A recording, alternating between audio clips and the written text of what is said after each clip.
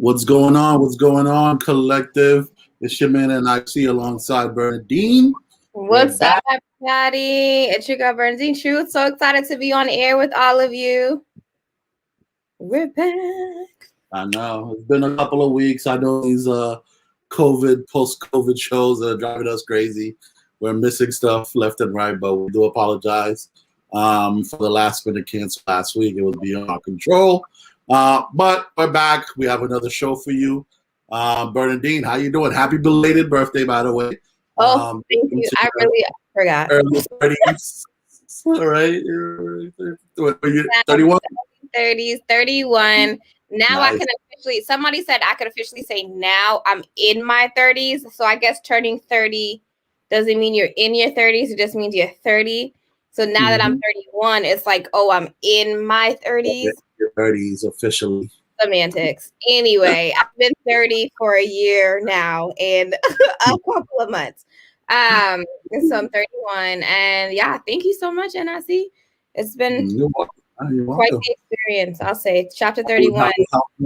How's the birthday celebration? I know you always got to celebrate your birthday in some unique way. So how was it? It was good. I went to I was one of the people that took a trip to Tulum, y'all. I went to Mexico in the middle of this pandemic, hecka nervous. But because I had COVID already, I have the antibodies, so they say. So like I'm technically out of the clear for like 3 months from the time I had it in December. And so I can't even get the shot yet because I'm still like I have to get the shot after after I'm out of that 3-month window, which I'm still kind of like in the air deciding whether or not I'm going to move forward with. You know, there's a lot of speculation out there, but then there are a lot of like success stories with the vaccine. But anyway, turning 31 was great. Being in Mexico was awesome. Tulum is such a different type of pace. I think people go to like Cancun or something like that, which is like super high tempo, like turn up clubs, parties. Tulum definitely has gatherings of people together, but it's not live if you will regarding like turn up parties. But it's very relaxing. So I would actually recommend if anybody's looking for an experience, an opportunity to leave. And then there's so many spaces to take photos for people who care about that. I would just say that Tulum is super expensive. I wish I went to Tulum pre-COVID because I'd like to compare the prices because I actually feel like things are skyrocketed right now because everyone's going. I think the prices would go down because we're not having as much visitors. What? I would think the prices would go down because they're not having as much visitors. But I actually think it's in reverse. I think they're having a lot more visitors right now. One, that Tulum is more of a recently discovered place in Mexico for people for tourism. So they're still developing a lot of areas. If you like, there's not a single street you'll drive down without them doing some type of construction. But I would also say that I actually think quite a bit of people are in Tulum right now, and I think it's their prime time to make money off of it because they can. Right, like you need to eat, you need to get water, you need to do these things. My homegirl and I went and we sat at one restaurant by the beach, a beach club, and we dropped like $400 or $500 off of that, not intentionally, by the way. Yeah. So, yeah. When you balling, you know what I'm saying? Imagine no. When that bill came out, we were like, huh? So y'all realize what y'all was buying, like. It's not that. It's just like when things are written in pesos, like you're not really like sitting here. Oh, okay. All of a couple of dollars. You know, you're thinking, oh, cool, and then and I was like, oh no, I was like, can I go wash dishes for them? Like, you think that's like I will be here for 2 days? I will wash dishes for 2 days. We'll work this off. So there's that. Oh God. How have you been though? I haven't seen you in so long. How's the growing family? Everyone is doing good. Can't complain. Enjoying it was nice weather until this past week. Last night it was like night. Yo, I felt like the trees was gonna fall on my house. I was like, there's no leaves out there, but I was like, what the hell? I woke up like 3 times last night just from the noise alone. Just the noise, right? The wind is and it's making me think. I'm like, you know what? I was thinking about cutting only like 2 trees this year. I might have to cut a couple of more extra trees just to be on the safe side, even though the bad ones are all cut down. I don't know. I'll let you know, Dre. Right. I'm like, Dre still has a tree to cut for me, so I'm gonna need him to get on that. And when I heard the winds last night, And somebody posted a photo of I guess someplace in Boston where a big tree trunk fell on somebody's car. I'm gonna have to send it to you. And I was like, that could easily be my driveway. Like the way some of these the tree's right there, right? Yeah. But like in the driveway. The tree is in the driveway. So, but these winds, and then today, did you go outside at all today, or did you step outside for first air? Out for like 5 minutes, real briefly. It's cold. It still was windy. It was around like 1 when I stepped out. It was still windy and it was cold. I was like, I was going to grab my mail. I was going to grab my mail and walk around the block real quick. I got outside. I was like, oh, no. Came back inside. I was like, this is not hoodie weather. So I went back inside. Yeah. So we'll see. Definitely like full coat weather. Full coat weather. Yeah.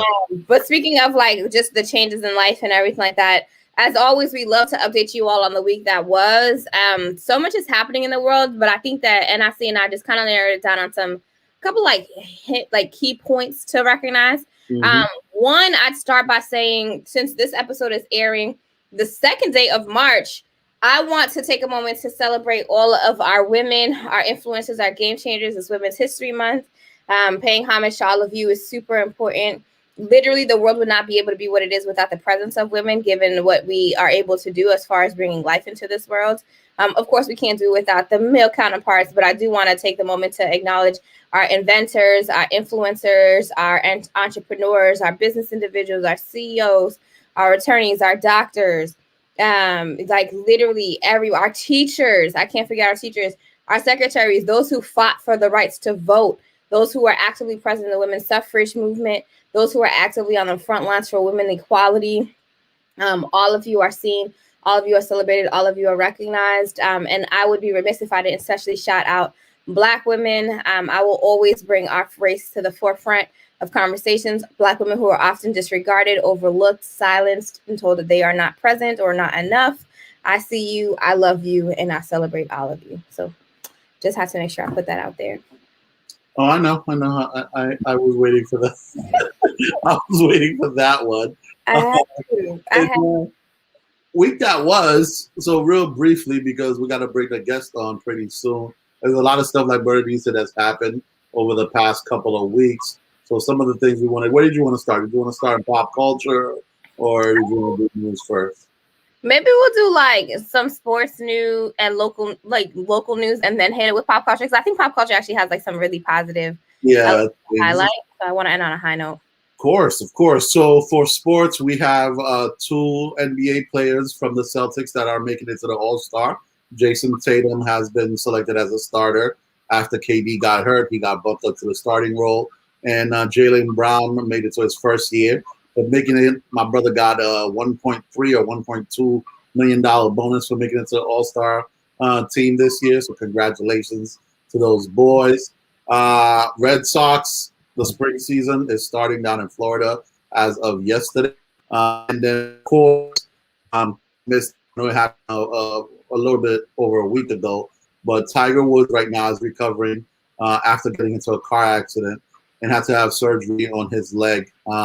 He had a broken leg in multiple places and also broken ankle. So it was a very, very bad accident, and he's recovering. The golf world kind of paid respect and homage to him on Sunday at a tournament. Everybody was wearing the black and red that he traditionally wears when he goes to these golf tournaments on Sunday. That's his signature style. So everybody kind of paid respect. And then the winning person also thanked them. And you could tell how much Tiger meant to him. Yeah. He started getting choked up when he was telling him that. So we wish Tiger was well. I know that, people are either you love Tiger or you hate Tiger because of his personality. I think I went through both. Yeah. What he did to his wife, you know what made me gain a lot of respect from him? Watch this documentary. There's a documentary, if you have, I think it's on HBO Max or something. Yeah, watch it. His dad, I see why some of his personality traits, you can see why he's like that. His dad was very militant, military guy, like extreme. Like his childhood, Jesus Christ, like it's infidelity though. Trust me, you should Bernadine out of all people. The infidelity element a lot. I mean, the infidelity part, just like some of his aspects, some of the way he speaks, and some of the way he carries himself, it shows you, and his work ethic too shows where he got it from. So But yeah, that's it for sports news. And then also go ahead. the pop culture side. Well, I was gonna say local news. Local news. We gotta highlight the fact that BPS has opened its. Listen, BPS has gone through its highs and lows in deciding whether or not we're opening our doors to students. I was about to say. So how you feel about that? Done it, we haven't done it. We've done it.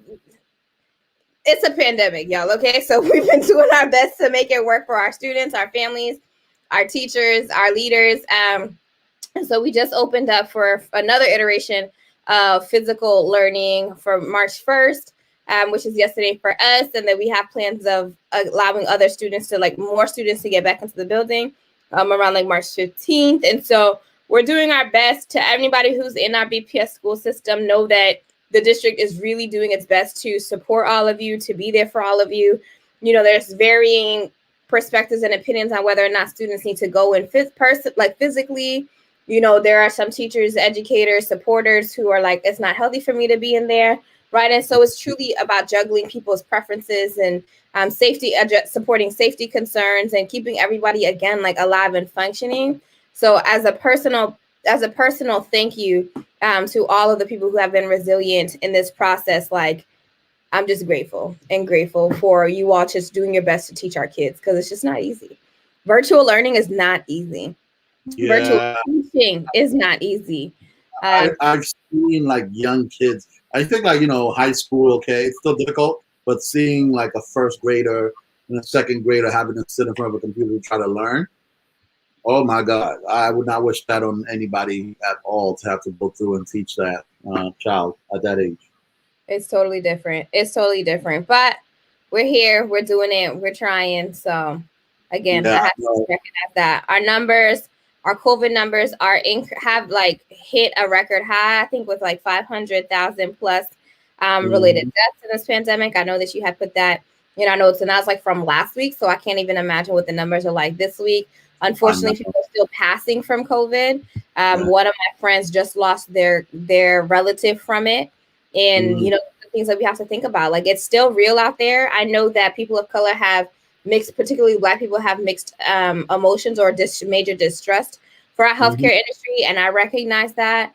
But I also want to recognize the importance of us not dismantling all that we are and our legacy by ending our lives. And so if there's any opportunity to keep us alive and healthy, and if this vaccine is here to do it, I would encourage people to consider it. I can't say go do it. I can't say don't do it. I would just say consider it. Because again, this is very real. It's still going to take quite some time before we can be back to traditional ways of operation as a community. But my hope is that we are truly well on our way, as people are predicting as of now. Yeah, one of the things that stood out to me with that number was they were saying between World War I and World War II, we have more deaths caused by COVID than World War I and World War II in the United States. And Vietnam, I think. Oh, yeah, and Vietnam. So 3 wars. They're the biggest wars our nation has faced. We've had more people pass away from COVID-19 in these 3 years. So that, when I read that, really put it like, wow, okay. Like, that's, right. Me personally, it really put it in perspective for me and really made me look at it like, wow. Like we said, everybody's been affected by this personally. If not yourself or your family, you have a friend of a friend that has been affected by this, whether they got it or a family member has passed away. We've all known. So, our deepest sympathies to everybody that's going through it. I know it's still a learning curve. It's still one of those things. It's still like, I don't think it's going to go away anytime soon. Because after you figure it out and you fix it, now comes the healing portion. And that's going to take some time to kind of really put it in perspective, all these people, the way they had to deal with the trauma, not being able to, some people couldn't see their family members, some people couldn't grieve properly. Funerals were done with, just immediate families, and not having that support system you normally would have there for you when somebody passes away, especially if it's like a parent or, a close family member. It's definitely going to take a toll on just the world, not just us, everybody around the world in the long run. So, yeah, on that note, I guess we can move on. Yeah, it's like no other word. High note. That's what I said. I was just like, go edit on a high note for the culture. I know.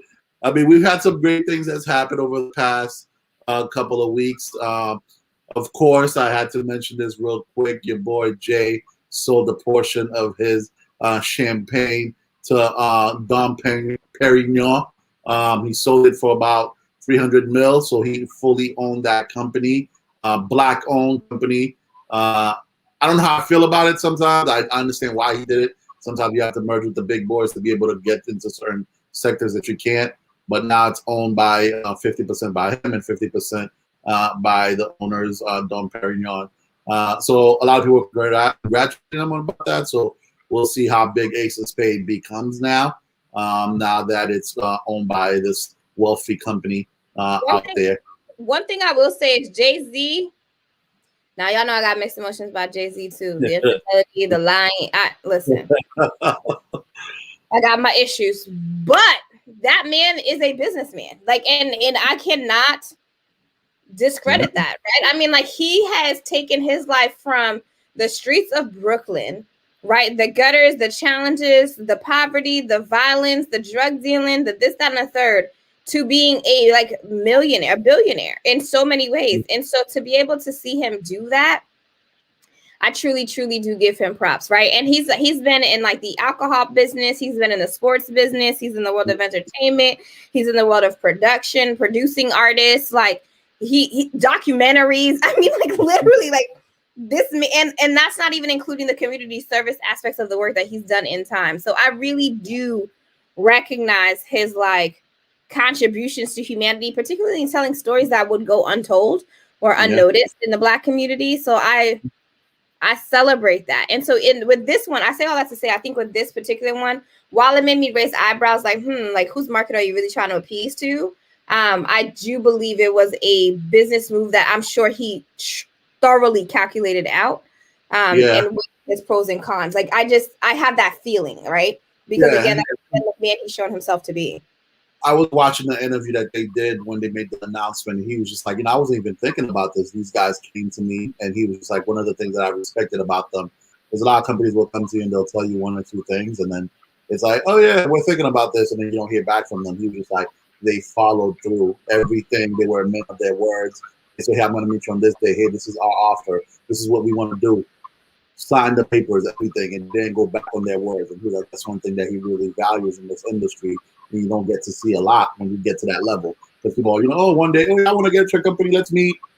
Oh, I don't have the time, I'm busy. All that always happens. So he really was like, this happened in a matter of months. They met with him in October of 2020, and then it got done by March we're in now, so late February or so. So that's pretty quick for somebody to come in and purchase half of your company that quickly. I mean, the biggest thing with that is being a true entrepreneur, believing in yourself. If you think about it, because he went and bought this brand for about $20-30 million that nobody knew about, but because through branding and through Jay and his partnerships with a lot of artists and what he has over the community, grew that brand into a $500 million brand, and now selling part of it and making more money and everything. And then now he's getting into the cannabis industry.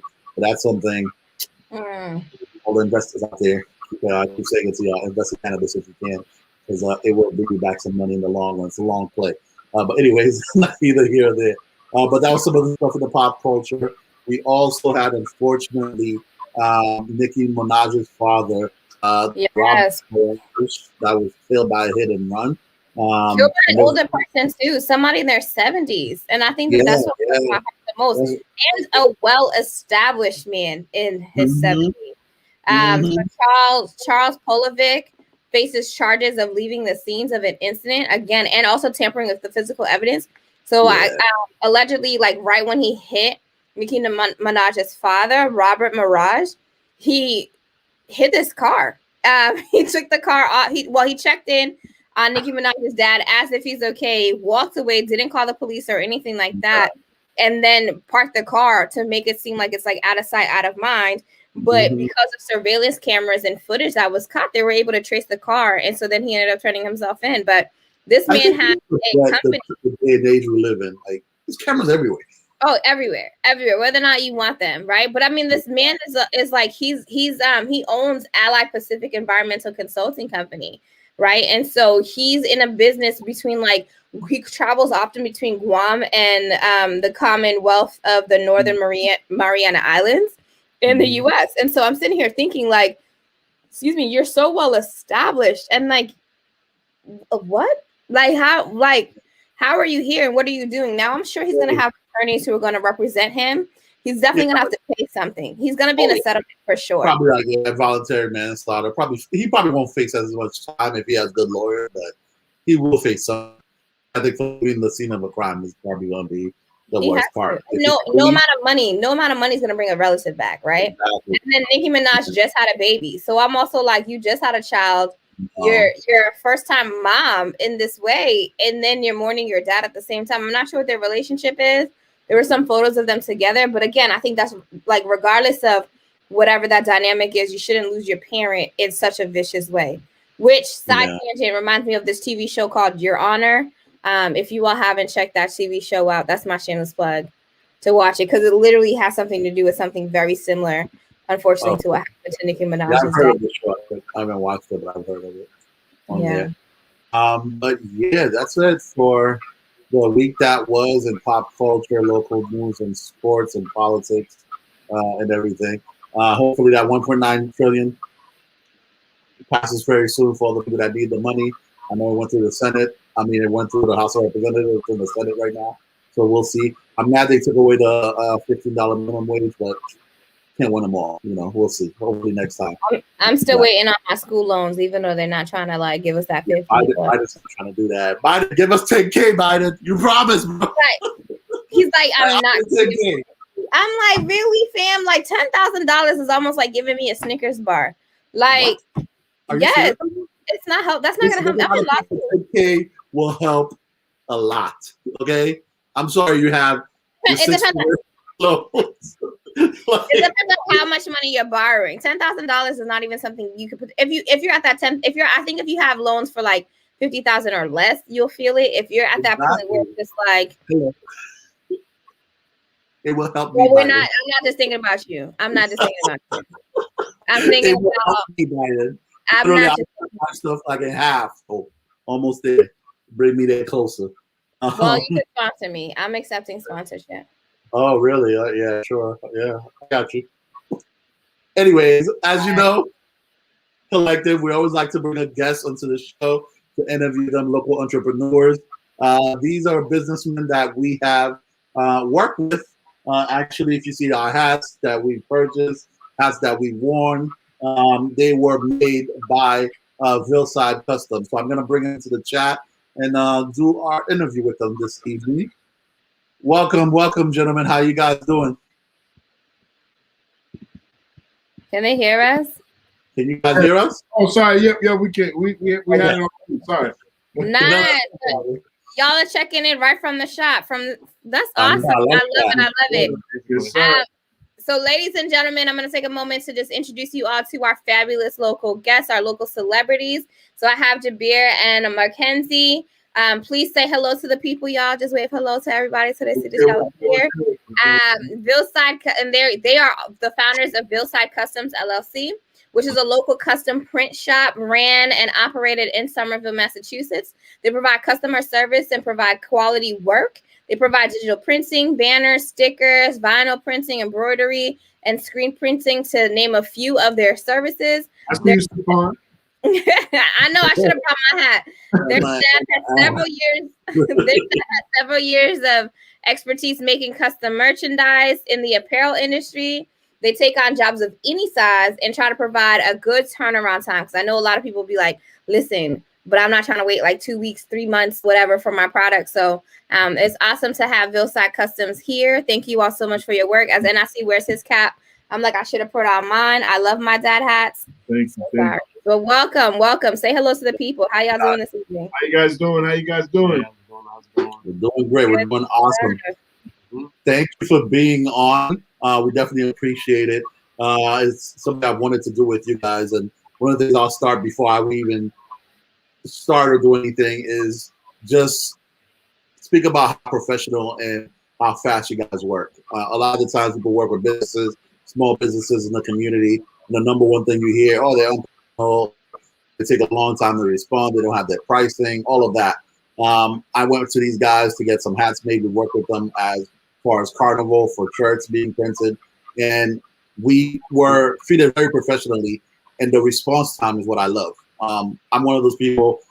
I will the money part, of course, you want to budget yourself, but if I'm willing to work with someone that can respond right away, can make sure they're on top of their communication, customer service is very key to me, and I want to congratulate you guys. I don't know which one I was talking to through the chat, but definitely congratulate both of you. Okay. See, that makes it even better. So I'm picking the two people. I want to congratulate you guys on that because I've recommended other people to you, and everybody has come back and said great things about you guys. So I definitely want to say thank you and keep doing your thing. So beyond that, one of the things I wanted to get started, how did you guys get together, the two of you, to open this shop and make them open this shop and partner up? I'll let you tell this one. So Mark Candy Jean, he has his own clothing line called PAP Clothing. Mm-hmm. It's locally based in Boston. He used to come here to the shop, and I was making his stuff for him. And from there on, I made a few pieces, like custom one-off for him. And we decided, you know what? I proposed a deal with him because at that point, I was looking for a partner and somebody to kind of tag team with me and take this business to the next level. So I seen the potential Mark had, and then from there, I just, I proposed it, and then he, agreed to obviously the terms of partnering up with me. Basically, go ahead. Yeah, basically, like he said, to piggyback off what he said, I've been doing PAP I was doing it for about 8 years ago at that time, and then basically I came here and I had a fashion show. I forgot what the fashion show was, but I had a fashion show. And I needed some pieces done, and he made the pieces, and I did the fashion show. The fashion show went out. It was good. It was like it came out real good. And then I came back, communicated with him. There was an opportunity, and we've been doing it for 3 years now. Since 3 years, 3 years now. He's been doing the business overall like 8 years overall. That's awesome. Have you all always been in Somerville, or is this like in your 3 years of business and collaboration as a partnership? Oh, we've always been in Somerville. Okay, that's awesome. I love it. I love it. I love it. How would you all describe your incorporation of who you all are, right? Based on your personalities, the culture, and your upbringing? Because, partnerships is not something that I think people need to take lightly, right? Where you have like two independent minds, two independent ways of operation, and all of a sudden you're like, hey, let's all come under one umbrella, right? How did with that being said, like how are you all operating in merging like your individual personalities and like your influences into the work you all are doing and into sustaining your partnership? I would say, he's gonna get me, but I would say it's the yin and the yang. Okay. Who's the yin and the yang? He's the goofball. I'm more like people person. I'm with. I want to be in the crowd. I want to talk to the people. I want to make people laugh and make them feel comfortable. Me too. Mark is too. I'm not gonna say he doesn't want to be like that, but he is. Mark is more. We're both professional when we have to be, but Mark is professional. Like don't play with him to the team. It has to happen this way. That's it. Yeah. The numbers guy, basically. He's the serious one. He's like, what's the bottom line, folks? Awesome. Yeah. We compensate each other's weaknesses, and then like overall we have the same goal at hand. So we're running a business where we're able to provide services to customers, and we want to make sure that the customers are always happy every time. So we have the same goals. He just does it his way, and I do it my way, but it works. And we just make sure when it doesn't work, we negotiate, and then we come to a middle ground and go from there. That's awesome. I think so. Again, you're highlighting the importance of that open communication, right? So it's just at the end of the day, being able to tap into different personalities is super important. So you all allow yourselves to be. What is that conversation? I say in times of like tension or in times of oversight and not being on the same page. That's awesome. I love yin and the yang. Yeah. Go for it, Yeah. So my question for you is what would you let others and collective members know about starting a shop? Like during your first year, what was the most difficult thing that you encountered, and what have you encountered that's to stay profitable and stay in business, as a local business and as a Black business at that, even? I think overall what we do is stay focused at the bigger picture in hand. So it's like the long goal. So it's like we create small goals and then we just reach them. And every week we have a certain budget that we're trying to reach. And until we reach it, we find it's like we're breaking it into small pieces, whether we gotta be on social media, more active, go on live. Some people might not see value in it in the short run, but we see value in things like that. So we like target everybody, whether it's communicating with you guys, whether it's reaching out to you guys and saying, do you guys need more hats? Whatever it is, we take the extra step towards getting the sale and closing the deal and making sure our price is competitive. We have competitors, they may have better pricing, but maybe the services are better. So we just take initiative towards building the business overall at the level that we're at, and then taking steps instead of like jumping from one point to another and then like going chaotic and maybe having bad turnaround times or bad customer service or whatever the case may be. So we're really attentive to that, especially him. But he does a great job with social media. He does a great job handling production, and I just do what I need to do to make sure that he's able to do what he's doing. So he's like the LeBron James, and I'm the I don't know or whatever. Maverick, you're behind the scenes, Maverick Carter. Exactly. There you go. That's even better. Okay, that reference went above my head. I still don't know what we're talking about, but I get it. He's trying to say I'm the star player. Okay. Like, no, you the star player, Y'all are both the star players. Y'all better go ahead and share that platform. Yo, star players, all right? There you go. I love it. So, okay. So of all the things you all could do with your lives, right? Y'all are in the world of printing. And so, Mark, I know you said you had your company like 8 years prior to Javier like showing up and like presenting himself, but like, what inspired both of you to get into like that specific line of work over anything else? So I would say, at least for me, I've always been into like, custom apparel, like just customizing things. So I remember back in high school, what we used to do is we used to take a Sharpie and just design on our cleats or something. Just weird stuff like design on our wristbands and stuff like that. So I think for me, from then I gravitated to just kind of using a skeleton and building that up and getting, a final product concept. So I think I always had a knack for it then until now. So that's probably why it's so easy for me. And for me, I think it's just we fall into it. I mean, like you just said, basically, I had the clothing line. I was making clothes, and then when I came, he was doing what he was doing. He also has the Villeside brand. It was a Villeside clothing line also. So then it was just one of those things. We're making customers merchandise. He was making customers custom pieces of Villeside custom items. So it was like there's a request and a demand for specific items, and then we just grew from there and gave it other opportunities for us to build and generate revenue. So it was like we went from being able to do screen printing to doing embroidery, and it's just like step-by-step growth. And now we do stickers, and so everything was like small progression. But overall, for me personally, I would think like if you ask me, do I think I would be doing stickers down the road? No.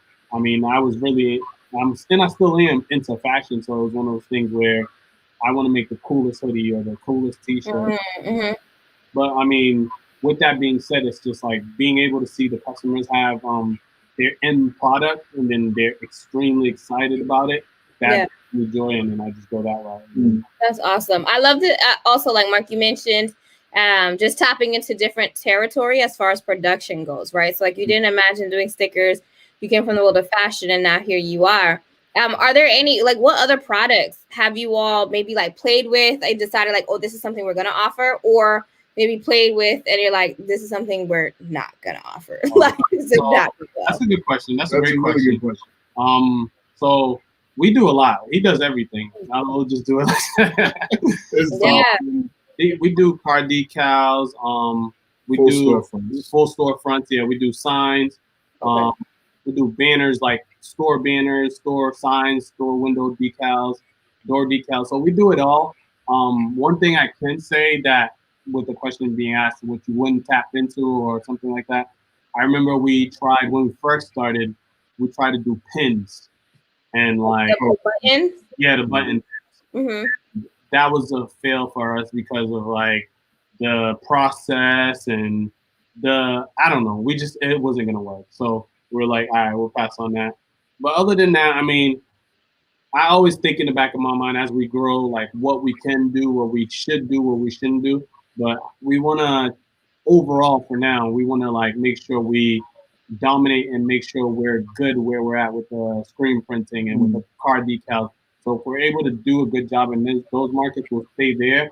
If we were to grow, in my opinion, this is me saying it, he doesn't know, it would be like maybe like business cards. I've been because of requests or something like that. But or flyers, I don't know. But business cards. that's a whole nother world and realm. So it's like we just look for now and just stand on the side and let the people who handle it. That's awesome. Thank you all so much for sharing. That's great insight too. And good luck on the flyers and the business cards, right? Particularly, again, it's just like in this day and age, I feel like everyone's creating a business, everyone's doing something. Yeah. So that tangible item, you can never go wrong with that. Go for it, NIC. Yes. So when you guys got together and joined as a group, what were some of the obstacles that you faced during your first year, and how did you overcome those obstacles? Money. That's real. That's one of the biggest things out there that we hear from a lot. Right. Like, did y'all get loans, or was it like out of pocket based on what y'all already had? No, we just hit the pavement. We were grinding, man. We were grinding.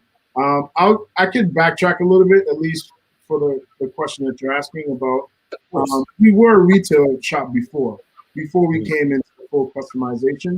So when I was running the retail shop, and I had to deal with hagglers, unfortunately.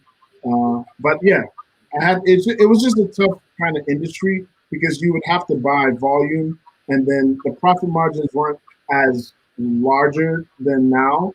You know what I mean? So it's like you're spending more money, but you're not making money. You know what I mean? Because you got to. And if you're not selling, then or selling in volume, you're not really making money. You know what I mean? So that was the obstacle I dealt with early on. Yeah. I mean, when it came to like obstacles, I mean, it was just really understanding that we're about to go into a whole new market. And what are the risks? What are the pros and cons? We weigh every single option every time. Every time we make a move, it probably takes us like 6 months of horrible troubleshooting back and forth with each other. So the biggest thing, like I said, would be the money, but we haven't taken any loans. We always walk the walk. So it's like basically we gotta get the sales. Like we call the customers, we make sure we're on it, we make sure the customers pay prior, so that way they don't jerk us. We make sure we get a down payment, and then if it's a small run, we might get the full payment if it's optional. We're just on point with that because every penny counts for us at this time. And I mean, the whole loan thing, it's one of those things, like, I feel like this is me and him too. I think he feels that same, like taking out the loans, it has value, but like sometimes the loans is a setback because then if you're not paying attention because the loan's there, you're going to be wondering why you owe this bill that you can't pay, or when that month was slow. A lot of businesses closed down during COVID because of it, because of loans. Maybe if they didn't have loans, their whole business model might have been different too. Sometimes you never know. So we pay attention to that, and we will potentially. I don't know. We probably will never get a loan, but who knows? We'll just keep grinding, and then saving every penny and making the proper steps towards growth, if anything. No, absolutely. Now, is this work within the print shop something you all do full time? Like both of you are full time in the shop, or do you all? I think we're overtime. Yeah, it's our overtime. It's our full-time overtime. Yeah, we're here Like we're there too much. Monday through Saturday, 12 to 8. Wow. Okay. Yeah, basically.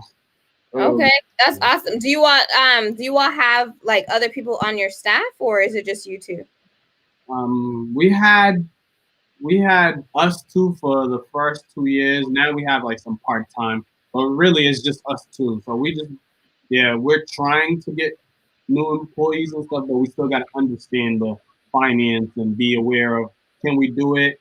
And it's all like crunching minor numbers to make those big steps. So even though we could get someone part time, some days we might be like, all right, we could produce these items, so let's produce these items. But we're working towards getting staff.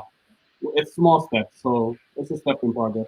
Yeah, and it's also a training process too. You know what I mean? So Yep. when you see somebody in new that doesn't have the experience, then I take it upon myself to basically teach them A to Z, but not in a crunch, but give them little bits and pieces, and so they at least could excel in their job at hand. You know what I mean? Yeah. Absolutely. In those moments, right? Because I think people often think about expanding their professional staff because it expands your ability to reach more people, right? Productivity, et cetera, et cetera. But Mark, like you mentioned, but it's not just adding the people to the staff, and Jabir, you too, right? Like it's training them, it's understanding like what they're going to do, it's understanding the crunching of the numbers. Like, can you even pay these people for being here? How much are we offering these people?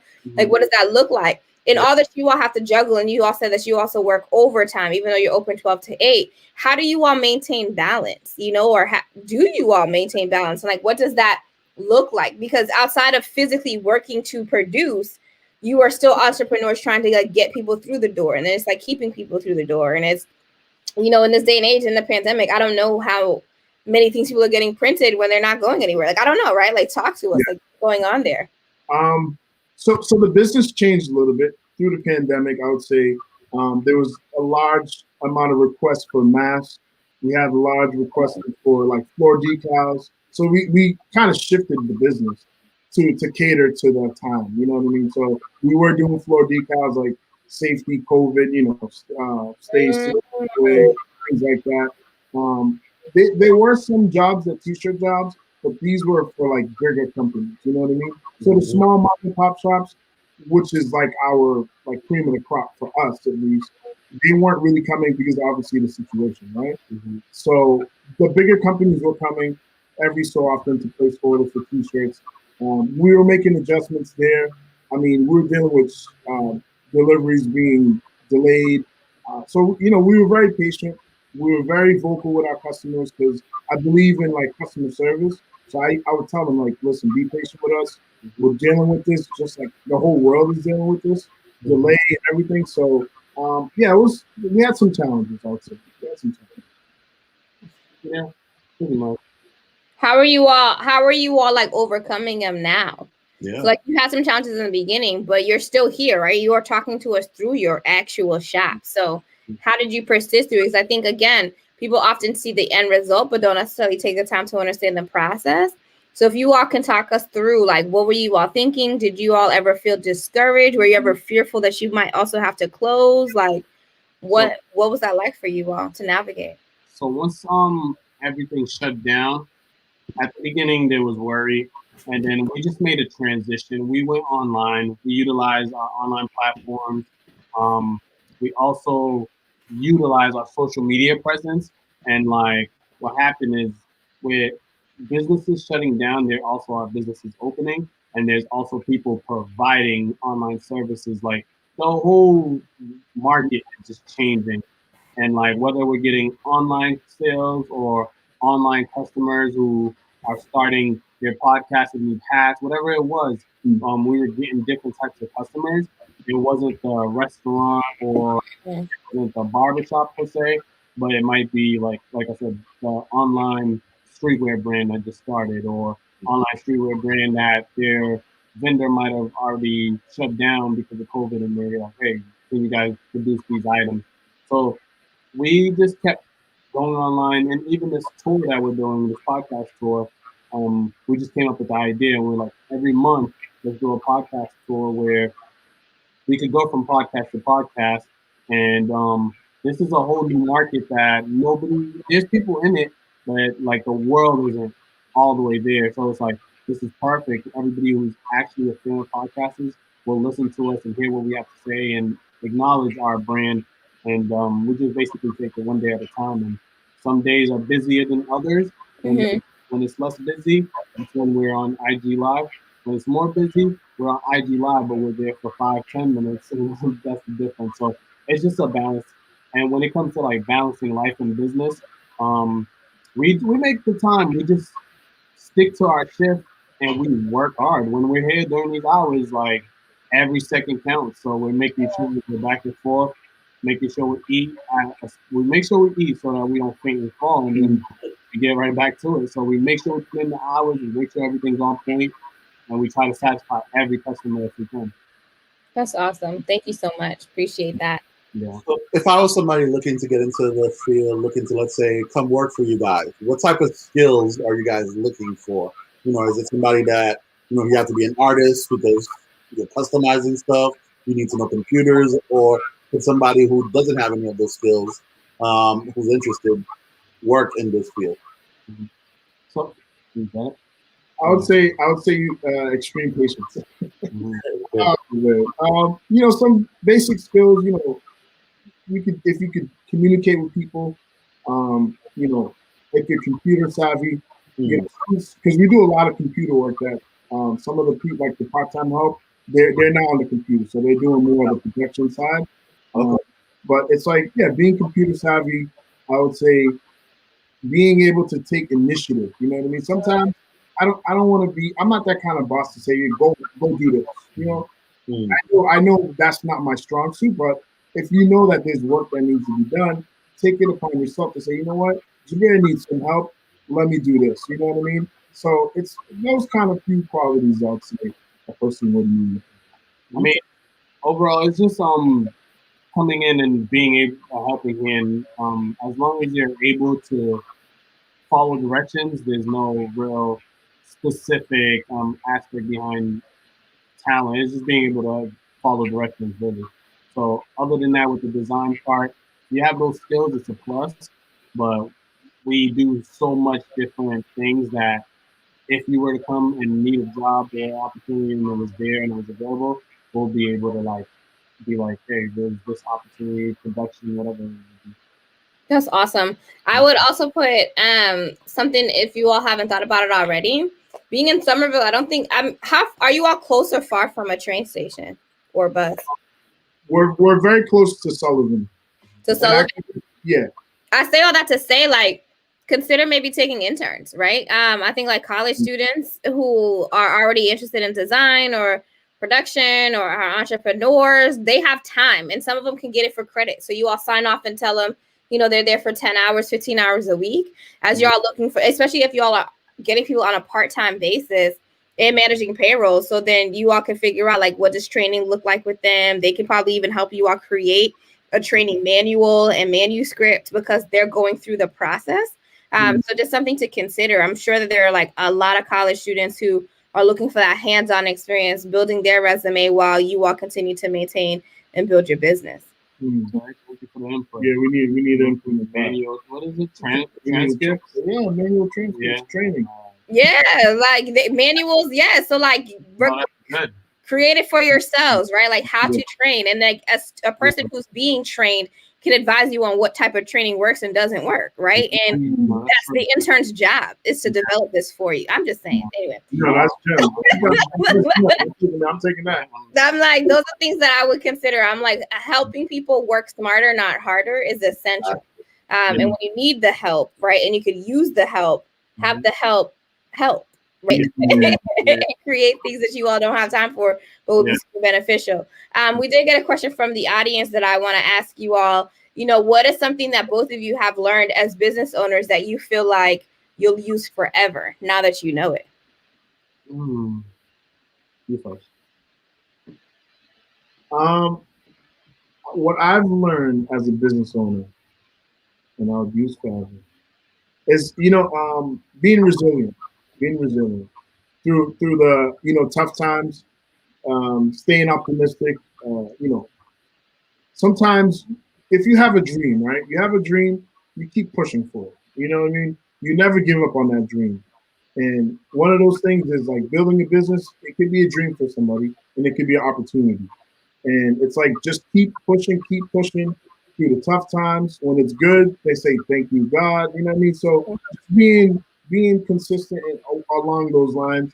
And I feel like that the business has taught me just to be humble, be humble. I'm not everything. Be humble. You know what I mean? So that's my take. Yeah. Awesome. Resiliency and being humble. Mine would probably be patience.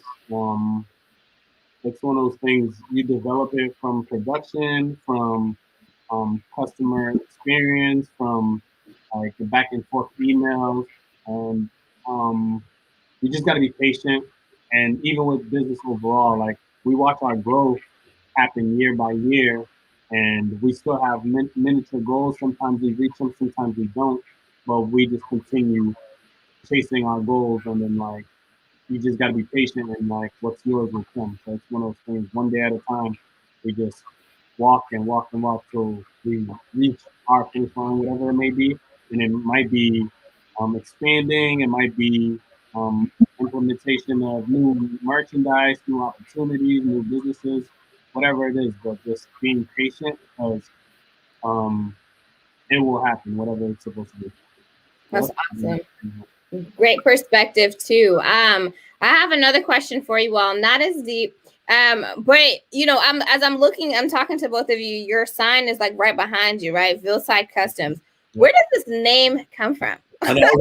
like y'all are in Somerville. I'm sitting here like, is it in Villeside on Villeside Street? Like, talk to us. Where's Villeside from? You know, my late brother that passed away in 2007.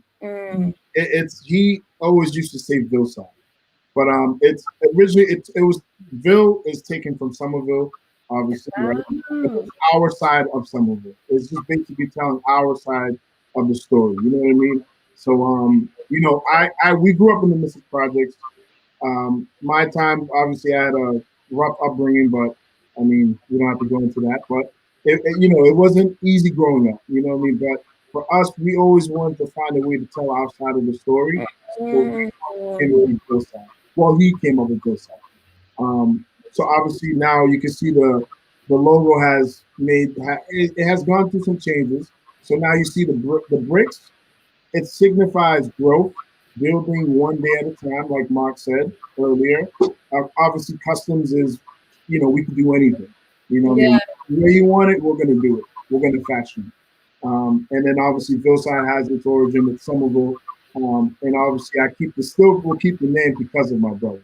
You know what I mean? So that's the deeper meaning for Villeside and why we keep it. So I love it. I wish I we started with that question. I'm like, that's such a powerful story. I think that your logo is so personal, right? And not one that I think people. I'm just appreciative that you were able to share that. Again, and rest in peace to your brother, as you said, who passed away in 2007. But that's so dope. I'm gonna have to come see it in person because I don't know. Like I'm into stories as a storyteller, and that was just awesome. Sorry that again, like for the loss of your brother, but a nice way to turn the pain to power. And I love that idea of telling your side of the story through prints. So do you all, how many customized Villeside Customs items do you all have? It's for y'all. Like, hoodies, you know what I'm saying? Are y'all laughing because y'all have like too many things? All night listening stuff. Right. Is it like y'all just have everything that y'all sell has Villeside? Yeah. I mean, that's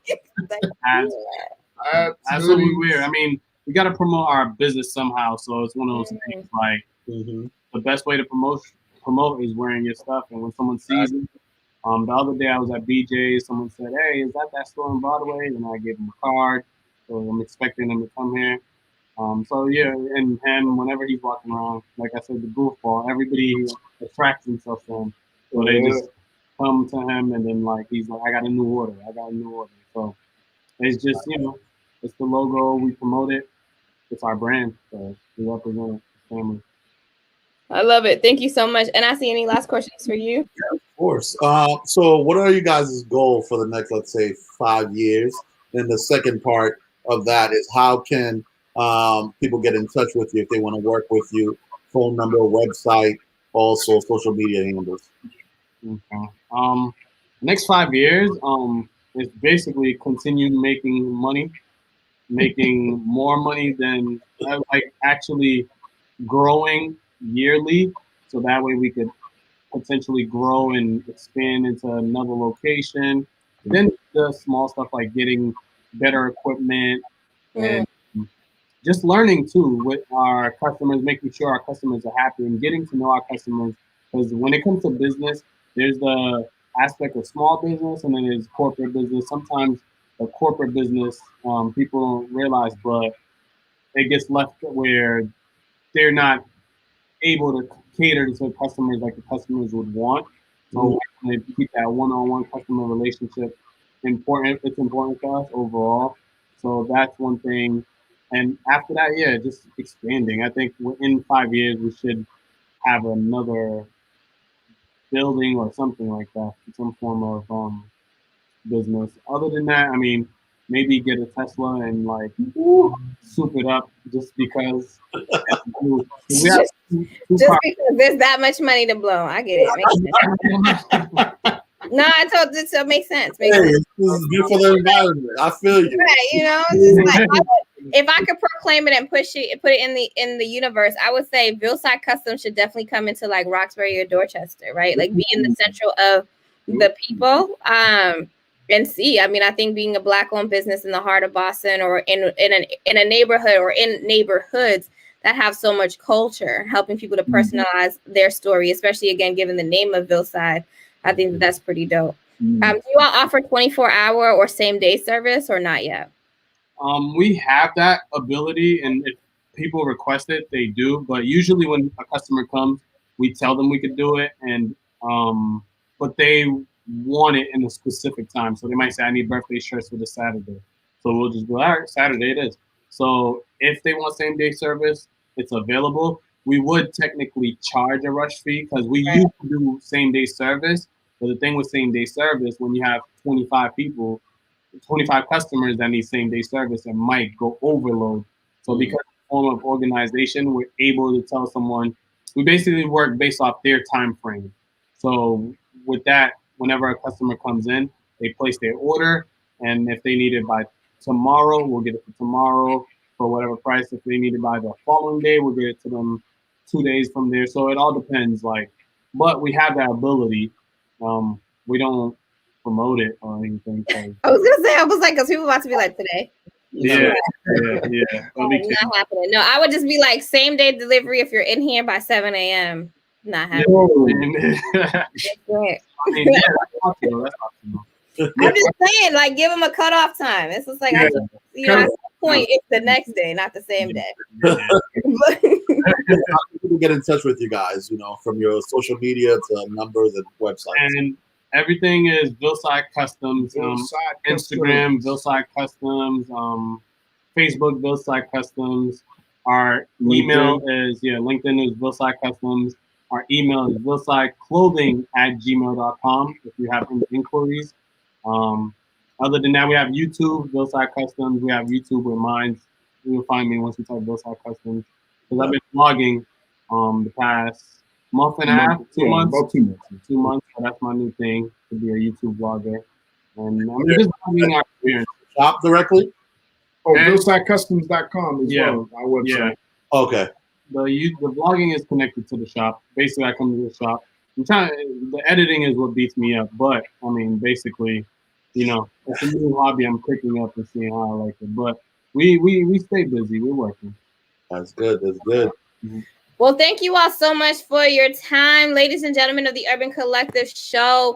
It's always an honor to be able to highlight some of our Boston and Greater Boston celebrities. And so here we have the gentleman of Villeside Customs. We have Markendi and Jabir. Is it Jamir or Jabir? Because I'm like, on my notes it has a B. Is it an F? It's Jabir. Jabir. Okay, I was saying it correctly. Okay. Jabir and Mackenzie of Villeside Customs, thank you all so much for your time. Thank you for sharing the story behind the name. If you're looking for any type of custom printing services, although not highly promoted, they do have same day, 24-hour services too. Make your way over to the shop and to the industry to, again, support the efforts of their work. If you're looking for shirts, hats, decals for your car, the floor, you name it, giving COVID masks and all of that, this is your spot to go out. If ever you're on the sunny side of Somerville, make sure you stop out to your visions to life. So make it happen. And thank you again, Villeside, for your time here today. Thank you. Thank you. Bye. Talk to you all soon.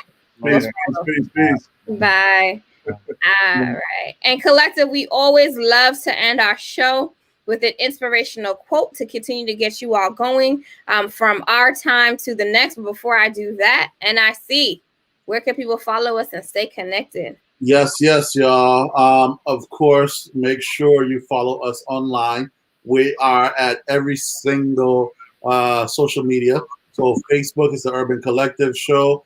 Also on Instagram, it's the Urban Collective Show. On Twitter, it is the UC Show 3.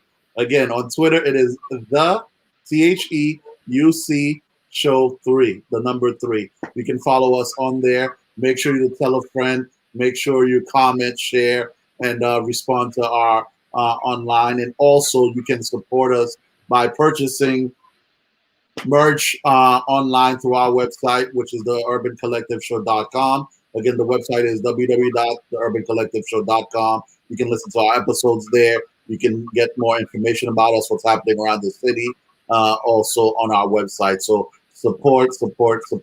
And thank you, as always, for all your support that you have showed us through these past couple of years. Awesome. Thank you so much. And I see for closing out, in the spirit of Women's History Month, Women's Appreciation Month, and all that is the legacy of the woman, I'd like to close out our show this week with a quote by Oprah Winfrey, who says, "I am where I am because of the bridges that I crossed." Sojourner Truth was a bridge. Harriet Tubman was a bridge. Ida B. Wells was a bridge. Madam C.J. Walker was a bridge. Fannie Lou Hamer was a bridge. And so I inspire you all to continue to walk over any bridges and to also be the bridge to lead the path for somebody else to follow. Thank you all so much. It's your girl, Bernadine Truth. It's your man, NIC. Catch you guys next week. Bye. Deuces.